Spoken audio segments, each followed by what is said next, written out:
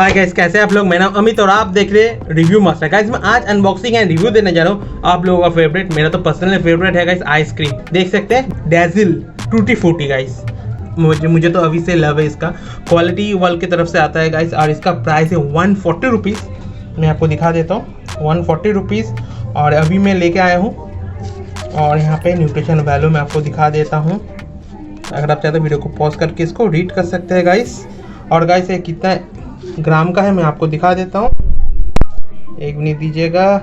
या ये है आपका 375 या 700 ml का है गाइस। और गाइस इसको आप अगर फ्रिज या डीप इसको स्टोरेज कर सकते हैं।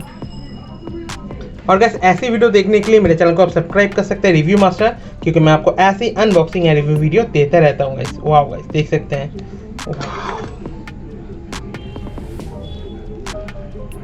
So yummy guys.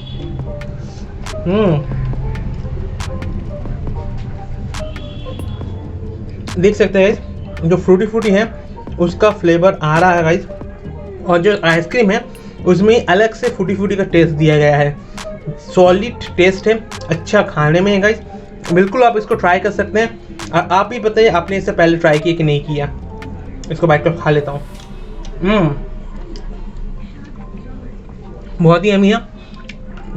आप फैमिली या फ्रेंड के साथ इसको शेयर कर सकते हैं। बड़ा पैकेट है, देख सकते हैं कितना बड़ा है।